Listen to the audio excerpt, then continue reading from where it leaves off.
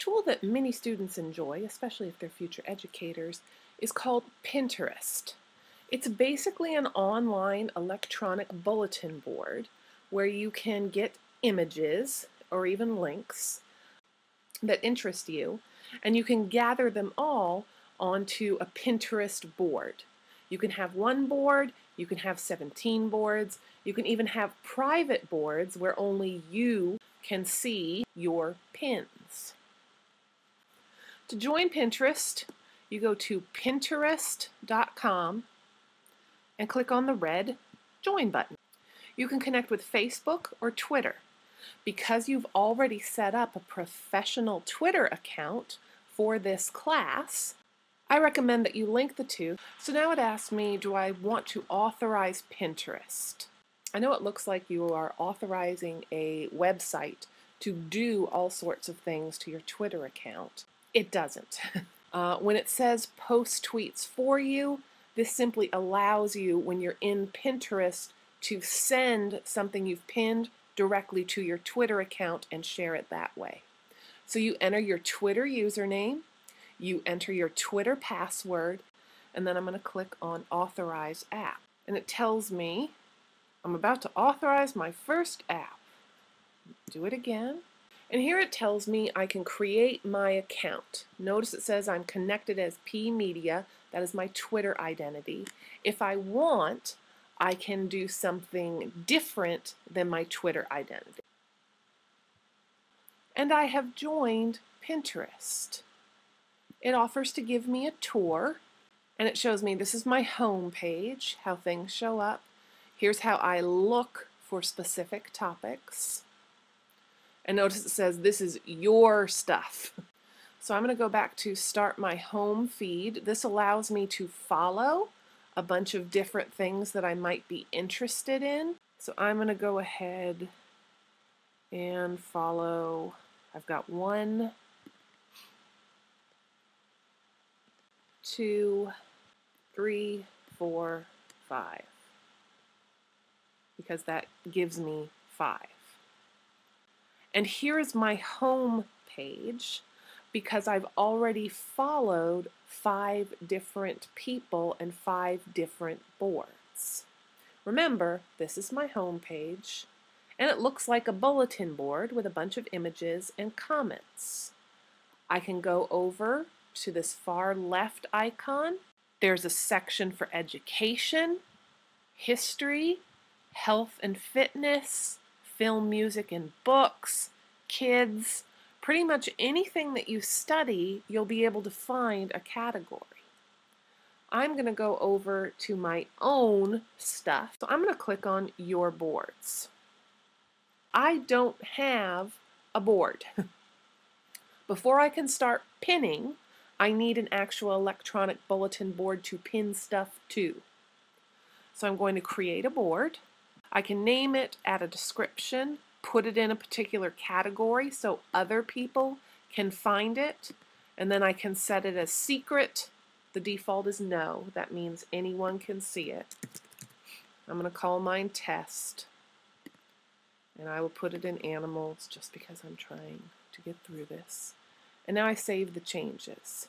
Here is my board. There's nothing on my board until I pin something on it. If I went to the store and bought a bulletin board, like a cork board, and thumbtacks, and had everything ready, there's still nothing on it until I pick an actual image.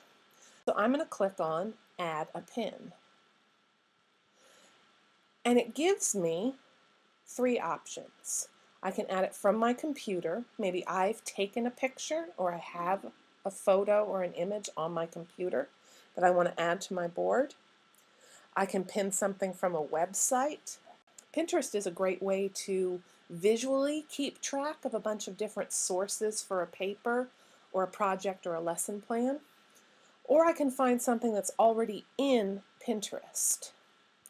For English 3043, you'll see on the syllabus that every week you have to do an original pin, that would be from your computer or from a website, and then repins. That would be something that's already here in Pinterest, and you're just repinning it, putting it on your board as well. So I'm going to go ahead and look at the From a Website option.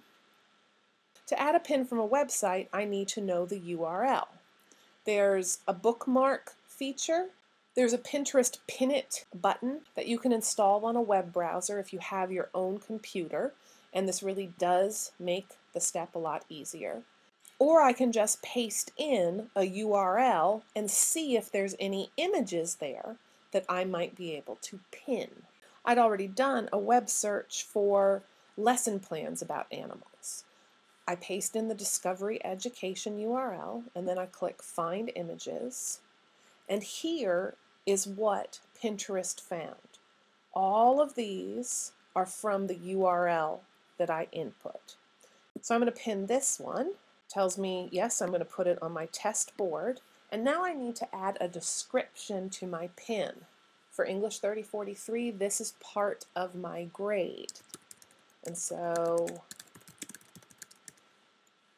I write lesson plans about animals. Frankly, this is not a very good description. There should be something more detailed there if I want to maximize my credit. But I'm going to go ahead and click Pin It. It tells me, yes, it's been pinned to my test board. And so here's my board. There's my pin. I can go back and edit it so I can fix my description. Notice it says pinned from discoveryeducation.com. That lets others know that I got it from a website. If I had gotten it from my computer, it would have said uploaded by user. Now I also want to do some repin. That means I look for things that are already here in Pinterest. And because I chose the category animals, I'm going to go ahead and see what is available already in Pinterest associated with animals. A lot of pictures of cute kitties, puppies, etc. And here this talks about how a Boy Scout helped rescue a cat. I really like that. I'm going to go ahead and click on the red Pin It button.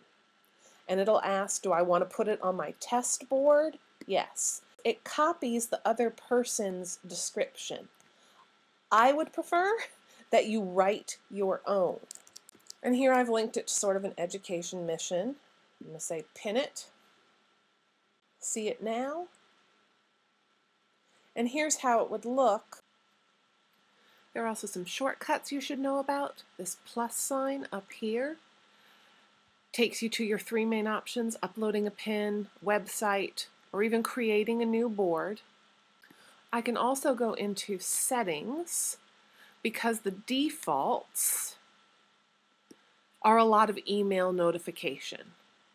Get an email whenever someone repins, likes, follows, comments, all of these things. And you'll notice the default again is when they happen. You might want to turn some of these off so your email doesn't get as cluttered.